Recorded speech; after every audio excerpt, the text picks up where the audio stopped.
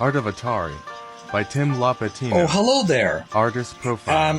HIRO KIMURA. You're probably wondering, I know what you're thinking. Jeremy, what are you doing in the Part 1. Buddhist temple in Kyoto, Japan? Well, I'll tell you. It's a theme that I'm going to talk about. There's an amazing artist we're going to learn about. Born in a Buddhist temple. And he did amazing artwork for the Atari 2600 and 5200 games. You may already know who I'm talking about, but just in case you're curious, you don't know, stay tuned. In just a few minutes, we're going to learn about this fascinating gentleman. The book I've been reading is called Art of Atari by Tim Lapetino. It's an illustrated history book of the talented artists in Atari during the late 70s and early 80s. These artists did great artwork. For the games boxes and for the game packages, and they didn't just do artwork just to sell products. No, they made works of art you could hang on your wall for decoration. They were that good, these illustrations.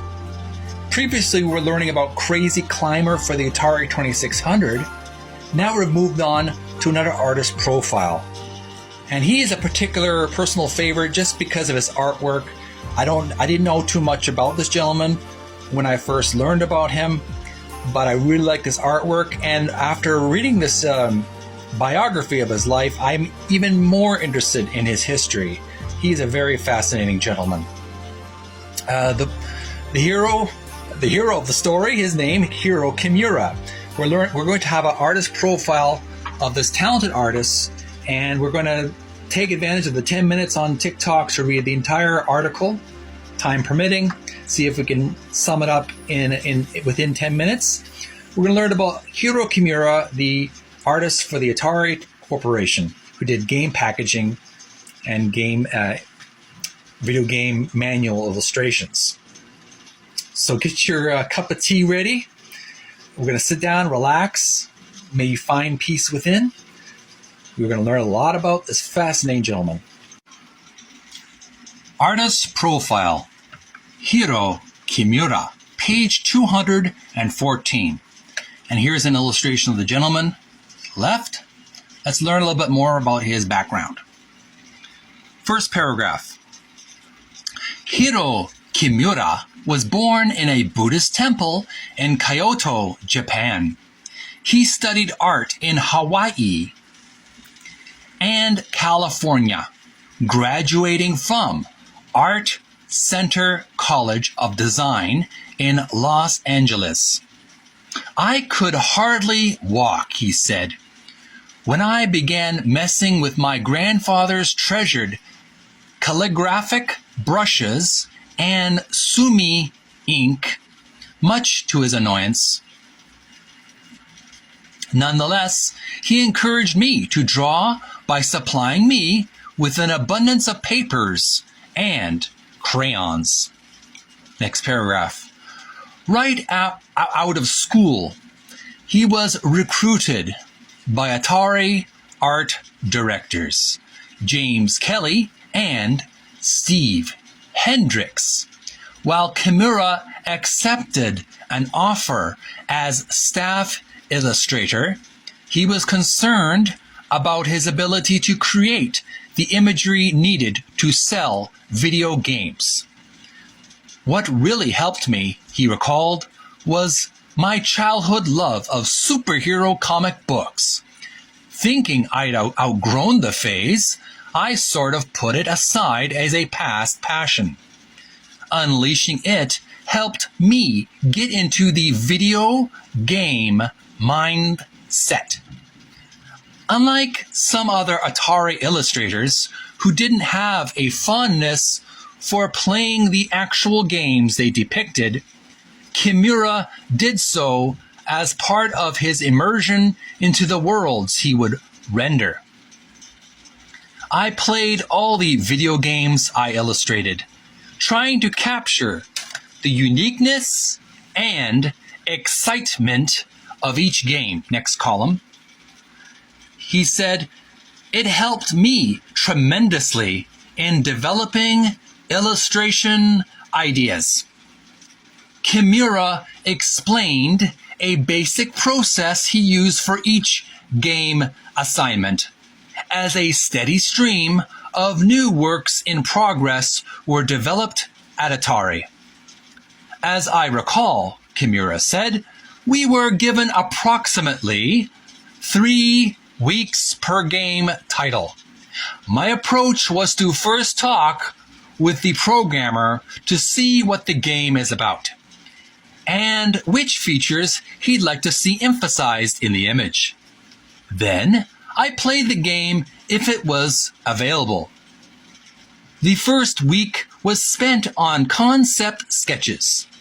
My challenge was how to capture and communicate to possible purchasers the essence of the game within the given package space. For each, I had to develop characters unless it was already done by licensees. Sketches were usually done in pencil. Once it was narrowed down to a few at the sketch meeting, I then worked on colored pencil sketches. Upon final sketch approval, I researched the necessary references and drew a full-size line drawing during the second week. After it was approved, I then took it to the next page, page 215. We're going to continue to take a quick break. All right, this is Jeremy from Video Gamers Oasis on TikTok, and we're just continuing on where we left off. From page 214, now we're looking on to page 215. We're learning about the Atari artist HIRO KIMURA. Moving on, first paragraph of the page, final version, and completed the illustration by the end of the third week. My favorite medium was acrylic, but I sometimes use an airbrush like in Joust and Pengo, with watercolor and Dr. Martin's dye. Next paragraph. Fellow illustrator Terry Hoff provided added praise for Kimura's creative approach. Hiro worked hard to capture that brackets game storyline and had an incredible work ethic. He hardly ever worked from photo references. He understood form and broke things down into simple forms. He was very meticulous, using tiny brush strokes and layers to build it up. He combined that with airbrush, and it was impressive. That was fairly unique at the time. He was a good designer, too.